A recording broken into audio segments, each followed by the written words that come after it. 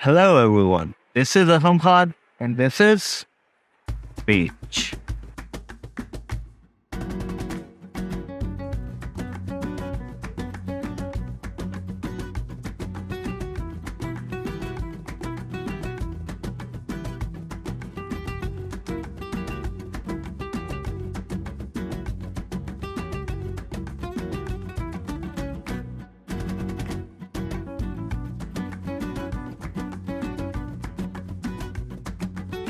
ये जो आप मेरे पीछे मॉस्क पासा काशिम देख रहे हैं भाई, एक तो हंगेरियन बोलकर मेरी ज़बान भी टेढ़ी हो गई है। मॉस्क पाशा कासिम, नॉट पासा काशिम, सॉरी। तो ये बेसिकली यहाँ पे किसी ज़माने में तुर्कों ने बनाई थी, जो कि यहाँ पे एक फंक्शनल मस्जिद का काम करती रही है, लेकिन after they have gone it is converted into the church, जो कि बहुत अच्छा चर्च के भी काम करती रही है। But now it is neither mosque, neither church. ये एक monument or a museum we can say, and all the Islamic history with this mosque which is inside, and all the Christian history within this church is preserved.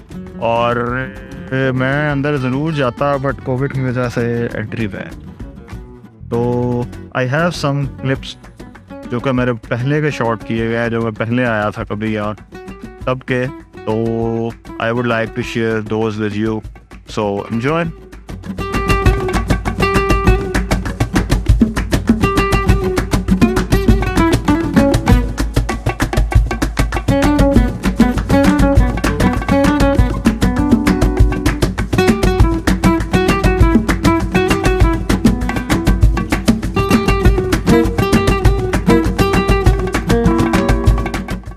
ये घंटियाँ सुबह 6 और शाम 6 दोनों time बजती हैं, पर मैं लेज़ी बहुत हूँ, ना सुबह 6 बजे आता हूँ ना शाम 6 बजे। तो घंटियाँ देख लें, बाकी टन मैं म्यूज़िक से बजा दूँगा।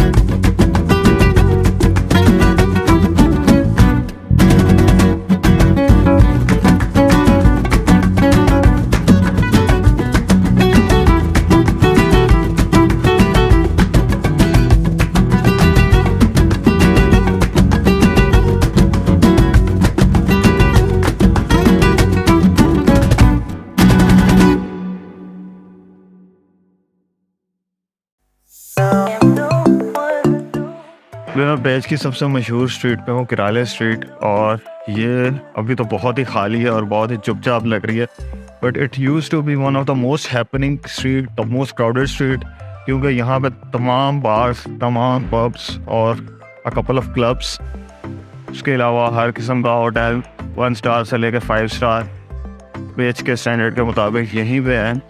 तो kindly see this street food of the पेच।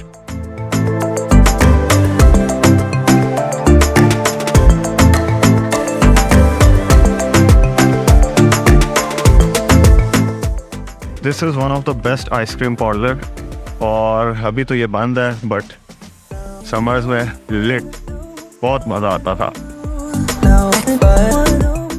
And here comes the most expensive 5 star hotel. आप वीडियोस देखें, मोनेटाइज हो, पैसे हैं, फिर मैं यहाँ जाने रहूँगा।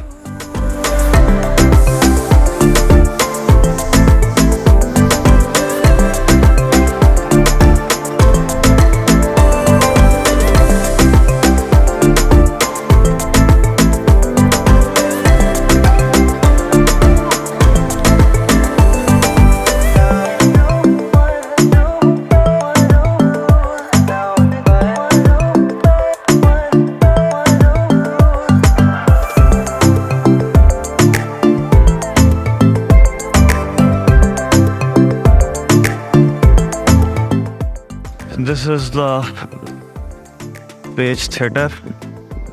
यहाँ पे बहुत से फंक्शंस भी होते हैं बिसाइड दैट, और भी बहुत सा फन एक्टिविटीज़ होती हैं, लेकिन कोविड की वजह से सब बंद है, गलियाँ सारी खाली हैं, हम क्या कर सकता है।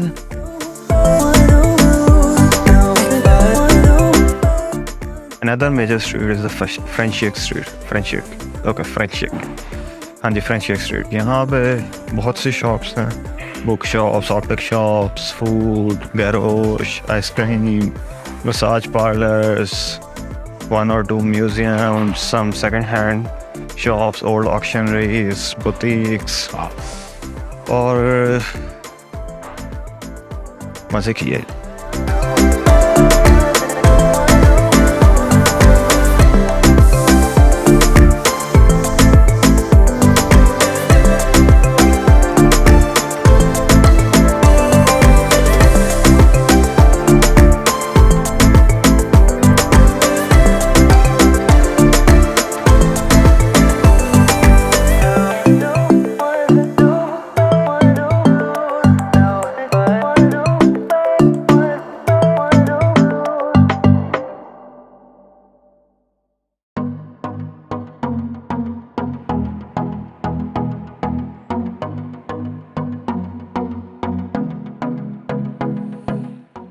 ये मैं हज़रत इदरीस के जो मज़ार है उसके बाहर खड़े होकर मैंने इनकी फातिहा पढ़ ली है, क्योंकि यहाँ पे अगर आना है तो आपको 24 आवर्स पहले अपॉइंटमेंट लेनी पड़ती है, जो कि मैंने नहीं ली थी. तो आई डोंट नो यहाँ आपको नज़र आ रहा है कितने तो आई गेस डाउन, चूँकि मैंने अपॉइंटमेंट नहीं ली थी तो इस वजह से ये मेरे को करना पड़ा है. हाँ, अब फिर फोकस हुआ है. तो ये मैंने हज़रत इस्लाम के फातिहा बाहर से ही पढ़ दी है.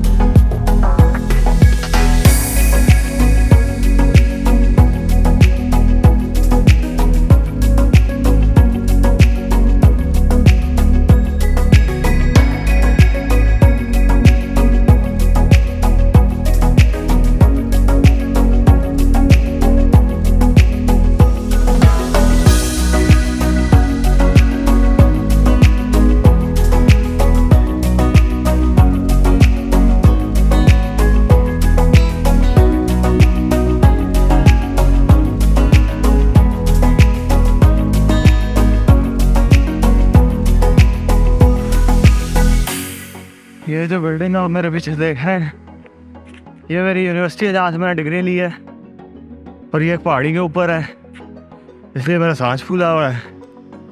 और मैं रोज़ ये पहाड़ी चढ़ के आता था अपनी यूनिवर्सिटी.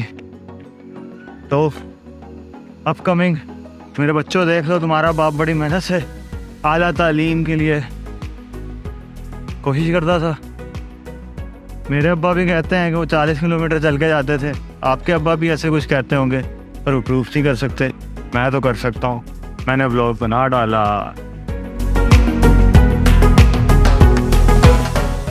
उनके प्यार की ढेर सारी निशानियाँ. इन सारी निशानियों में एक चीज़ को मैं 3 सालों से देखता आ रहा हूँ, 4 सालों से शायद. ये मतलब भाई क्या, मतलब कैसे pro 1 2 3 4 5 6 7 8 11 12 13 14 15. Salute you, son. Salute you. This is one of the oldest brewery factory named Pécs or Festive, and it was established in 1848. ये हाँ जी, throughout the Hungary a major part of the beer यहीं से बन के आता है. तो देख लो, पता होना चाहिए.